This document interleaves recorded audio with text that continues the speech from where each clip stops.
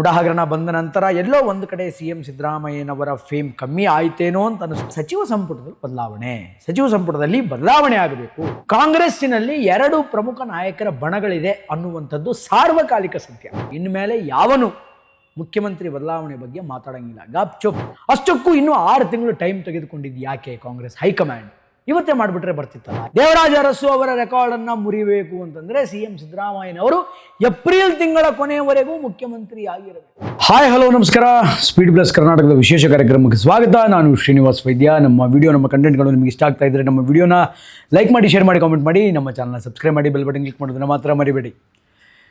ರಾಜ್ಯದಲ್ಲಿ ಗ್ಯಾರಂಟಿಗಳು ಬಂದು 2 ವರ್ಷ ಈಗಾಗಲೇ ಕಳೆದು ಹೋಯಿತು. ಅಂದರೆ ಕಾಂಗ್ರೆಸ್ ಸರ್ಕಾರ ಅಧಿಕಾರಕ್ಕೆ ಬಂದು ಸಿದ್ದರಾಮಯ್ಯನವರು CM ಆಗಿ 2 ವರ್ಷಗಳು ಸಂದಿತು. 2 ವರ್ಷಗಳಲ್ಲಿ ಅನೇಕ ತರಹದ ಕಾರ್ಯಗಳನ್ನು ಈ ಸರ್ಕಾರದಿಂದ ನಾವು ನೋಡಿದ್ವಿ. ಯಾವತ್ತೂ ಕೂಡ ಕಂಡು ಕೇಳರಿದಂತಹ ರೀತಿಯಲ್ಲಿ ಗ್ಯಾರಂಟಿಗಳು ಎಕ್ಸಿಕ್ಯೂಟ್ ಆದದ್ದು ಇದೇ ನಮ್ಮ ಕರ್ನಾಟಕದಲ್ಲಿ. ಇನ್ಫ್ಯಾಕ್ಟ್ ದೆಹಲಿಯಲ್ಲಿತ್ತು, ಬೇರೆ ಬೇರೆ ರಾಜ್ಯಗಳಲ್ಲಿ ಗ್ಯಾರಂಟಿಗಳಿತ್ತು. ಫ್ರೀ ಬೀಸಸನ್ನು ಮೊದಲು ಪರಿಚಯ ಮಾಡಿದ್ದು ದೆಹಲಿ, ಅದರಲ್ಲೂ ಅರವಿಂದ್ ಕೇಜ್ರಿವಾಲ್. ಆ ಒಂದು ಪ್ಲ್ಯಾನನ್ನು ಇಟ್ಕೊಂಡು ಕರ್ನಾಟಕದಲ್ಲಿ ಅದನ್ನು ಎಕ್ಸಿಕ್ಯೂಟ್ ಮಾಡಿದ್ರು. ಒಳ್ಳೆ ಔಟ್ಪುಟ್ ಕೂಡ ಬಂತು. ಸರ್ಕಾರದ ರಚನೆ ಆಯಿತು. ಅಧಿಕಾರದ ಚುಕ್ಕಾಣಿಯನ್ನು ಸಿದ್ದರಾಮಯ್ಯನವರು ಹಿಡಿದರು. 2 ವರ್ಷ ಕಂಪ್ಲೀಟ್ ಆಯಿತು. ಈ ಸರ್ಟನ್ ಗ್ಯಾಪ್ನಲ್ಲಿ ಸಿದ್ದರಾಮಯ್ಯನವರ ಮೇಲೆ ಒಂದು ದೊಡ್ಡ ಅಪವಾದನೆ ಬಂತು. ದಟ್ ಈಸ್ ಮುಡಾ ಹಗರಣ ಬಂದ ನಂತರ ಎಲ್ಲೋ ಒಂದು ಕಡೆ CM ಸಿದ್ದರಾಮಯ್ಯನವರ ಫೇಮ್ ಕಮ್ಮಿ ಆಯ್ತೇನೋ ಅಂತ ಅನಿಸ್ತು. ಬಟ್ ಅದಾದಮೇಲೆ ಕ್ಲೀನ್ ಶೀಟನ್ನು ತೆಗೆದುಕೊಂಡು ಹೊರಗಡೆ ಬಂದರು. ನಾವು ಏನೂ ಆಗೇ ಇಲ್ವೇನೋ ಅನ್ನೋ ರೀತಿಯಲ್ಲಿ ಈಗ CM ಸಿದ್ದರಾಮಯ್ಯನವರು ಆಡಳಿತವನ್ನು ನಡೆಸ್ತಾ ಇದ್ದಾರೆ. ಯಾವಾಗ ಈ ಮುಡಾ ಪ್ರಕರಣ ಬಂತಲ್ಲ, ಸಿದ್ದರಾಮಯ್ಯನವರ ಹೆಸರು ಕೇಳಬಂತಲ್ಲ, ಆಗ ಇದೇ ಕಾಂಗ್ರೆಸ್ ಪಕ್ಷದಲ್ಲಿ ಮತ್ತೊಂದು ಅಪಸ್ವರ ಕೇಳಬರೋದಕ್ಕೆ ಪ್ರಾರಂಭ ಆಯಿತು. ಏನು ಅಂತಂದರೆ ಸಚಿವ ಸಂಪುಟದಲ್ಲಿ ಬದಲಾವಣೆ ಆಗಬೇಕು, ಮತ್ತೆ ಹಳೆ ನೀರು ಹೋಗಿ ಹೊಸ ನೀರು ಬರಬೇಕು.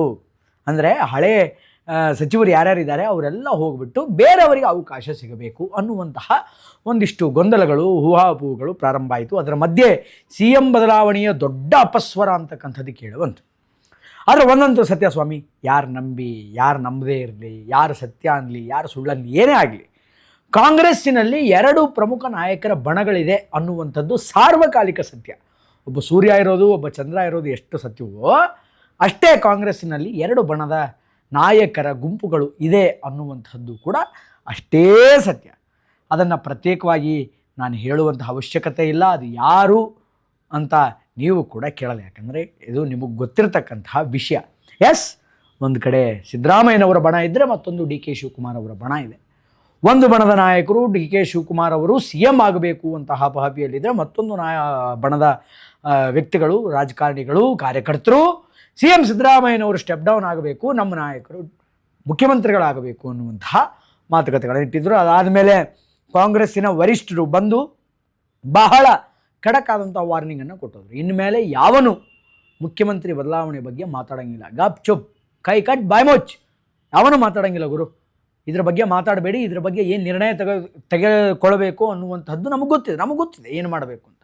ನಾವು ಅದನ್ನು ಮಾಡ್ತೀವಿ, ನೀವು ಈ ಒಂದು ವಿಷಯಕ್ಕೆ ತಲೆ ಹಾಕಬೇಡಿ, ಅದರ ಬಗ್ಗೆ ಯಾರೂ ಮಾತಾಡಬೇಡಿ. ಎಸ್ಪೆಷಲಿ ಲೀಡರ್ಗಳು ಮೀಡಿಯಾ ಮುಂದೆ ಹೋಗಿಬಿಟ್ಟು CM ಬದಲಾವಣೆ ಬಗ್ಗೆ ಹಂಗೆ ಮಾಡ್ತೀವಿ, ಹಿಂಗೆ ಮಾಡ್ತೀವಿ, ಆಲೋಚನೆಯಲ್ಲಿದ್ದೀವಿ, ಅದು ಮಾಡ್ತೀವಿ, ಅದನ್ನೆಲ್ಲ ಮಾತಾಡೋಂಗಿಲ್ಲ, ನಥಿಂಗ್ ಡೂಯಿಂಗ್ ಅಂತ ಹೇಳಿ ಕರ್ನಾಟಕ ರಾಜ್ಯದ ಕಾಂಗ್ರೆಸ್ ಪಕ್ಷದ ಉಸ್ತುವಾರಿಗಳಾದಂತಹ ಸುರ್ಜೇವಾಲಾರವರು ಬಂದು ಒಂದು ವಾರ್ನಿಂಗನ್ನು ಕೊಟ್ಟೋದು. ಅದಾದ ಮೇಲೆ ಒಂದು ಸ್ವಲ್ಪ ದಿನ ಅಪಸ್ವರ ಬಂತು.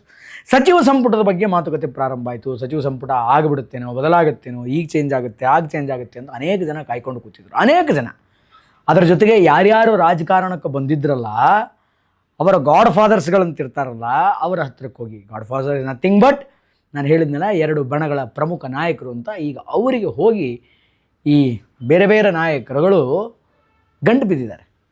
ಸಚಿವ ಸಂಪುಟ ಚೇಂಜ್ ಆಗುತ್ತೆ, ನನಗೊಂದು ಮಂತ್ರಿ ಸ್ಥಾನ ಕೊಡಿಸಿ, ನನಗೊಂದು ಮಿನಿಸ್ಟ್ರಿಗಿರಿ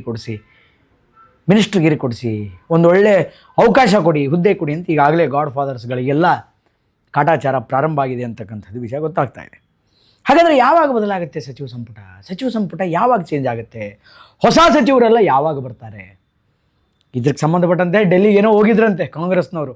ಅಲ್ಲಿ ಹೈಕಮಾಂಡ್ ಅವರು ಕೈ ಮುಗಿದು ಕಳಿಸ್ಬಿಟ್ಟಿದ್ದಾರೆ, ತಂದೆ ನಮ್ಮ ಹತ್ರ ಬರಬೇಡ್ರಪ್ಪ, ಇನ್ನೂ 2.5 ವರ್ಷ, ಅಂದರೆ ಈಗ 2 ವರ್ಷ ಆಗಿದೆ, ಇನ್ನೂ ಒಂದು 6 ತಿಂಗಳು ಬರಬೇಡಿ, ಅಂದರೆ ಸರ್ಕಾರ ಕಂಪ್ಲೀಟಾಗಿ 2.5 ವರ್ಷ ಆದ ನಂತರ ಬೇಕಾದರೆ ಬನ್ನಿ, ಆವಾಗ ಮಾತಾಡೋಣ. ಅದರ ಜೊತೆಗೆ ಬಹಳ ಪ್ರಮುಖವಾಗಿರ್ತಕ್ಕಂತಹ ಒಂದು ಸಂಗತಿ ಗೊತ್ತಾಗಿರೋದು ಏನು ಅಂತಂದರೆ, ಹೊಸಬರಿಗೆ ಅವಕಾಶ ಕೊಡ್ತಾ ಇದೆ ಕಾಂಗ್ರೆಸ್ ಸರ್ಕಾರ. ಅಂದರೆ ಮುಂದೆ ಕರ್ನಾಟಕದಲ್ಲಿ ಹೊಸಬರು, ಯುವಕರು ಮಂತ್ರಿಗಿರಿಯನ್ನು ಏರ್ತಾ ಇದ್ದಾರೆ. ಮತ್ತು ಇವತ್ತು ಯಾರು ಪ್ರಭಾವಿ ನಾಯಕರು ಅಂತಿದ್ದಾರೆಯೋ, ಯಾರು ಪ್ರಭಾವಿ ನಾಯಕರು ಇವತ್ತು ಮಂತ್ರಿಗಳಾಗಿದ್ದಾರೆಯೋ, ಅವರು ಮುಂದೆ ಆ ಮಂತ್ರಿ ಸ್ಥಾನದಿಂದ ಸ್ಟೆಪ್ ಡೌನ್ ಆಗ್ತಾರೆ, ಕೆಳಗಡೆ ಇಳಿತಾರೆ. ಆ್ಯಸ್ ಯೂಶುವಲ್ MLA ಆಗಿ, ಶಾಸಕರಾಗಿ ಕಾರ್ಯವನ್ನು ನಿರ್ವಹಿಸಿಕೊಂಡು ಹೋಗುತ್ತಾರೆ ಅನ್ನುವಂತಹ ಸಂಗತಿಗಳು ಕೂಡ ಈಗ ಭಾಳ ಸ್ಪಷ್ಟವಾಗಿ ಗೊತ್ತಾಗ್ತಕ್ಕಂಥದ್ದು ಆಗ್ತಾ ಇದೆ. ಅಷ್ಟಕ್ಕೂ ಇನ್ನೂ 6 ತಿಂಗಳು ಟೈಮ್ ತೆಗೆದುಕೊಂಡಿದ್ದು ಯಾಕೆ ಕಾಂಗ್ರೆಸ್ ಹೈಕಮಾಂಡ್? ಇವತ್ತೇ ಮಾಡಿಬಿಟ್ರೆ ಬರ್ತಿತ್ತಲ್ಲ, ಈಗಲೇ ಮಾಡಿಬಿಟ್ಟಿದ್ದರೆ ಬರ್ತಿತ್ತು. 2 ವರ್ಷ ಆಯಿತು. ಅಂದರೆ ಸುಮಾರು ತಿಂಗಳಿಂದ ಹೇಳ್ಕೊಂಡು ಬರ್ತಾ ಇದ್ರು ಸಚಿವ ಸಂಪುಟ ಬದಲಾವಣೆ ಮಾಡಬೇಕು ಅಂತ. ಬಟ್ ಇನ್ನೂ 6 ತಿಂಗಳು ಅದನ್ನು ಮುಂದೂಡಿದ್ದು ಯಾಕೆ? ವೈ ಪೋಸ್ಟ್ಪಾನ್ ಅಂತ ನೋಡಿದಾಗ ಕರ್ನಾಟಕದಲ್ಲಿ ಅತಿ ಹೆಚ್ಚು ಅವಧಿಯ ಸ್ಥಾನದವರೆಗೂ ಮುಖ್ಯಮಂತ್ರಿಯ ಒಂದು ಕುರ್ಚಿಯ ಮೇಲೆ ಕುಳಿತು ಆಡಳಿತವನ್ನು ನಡೆಸ್ತಿರ್ತಕ್ಕಂಥವರು ನಮ್ಮ ದೇವರಾಜ್ ಅರಸು ಅವರು. ಅವರ ರೆಕಾರ್ಡನ್ನು ಇವತ್ತಿನ ತನಕ ಕರ್ನಾಟಕದಲ್ಲಿ ಯಾರೂ ಮುರಿದಿಲ್ಲ. ಯಾರೂ ಮುರಿದಿಲ್ಲ. ಹತ್ರ ಅವರು 7 ವರ್ಷ 11 ತಿಂಗಳು ಏನೋ ಮುಖ್ಯಮಂತ್ರಿಯಾಗಿ ಕಾರ್ಯನಿರ್ವಹಿಸಿದ್ರು.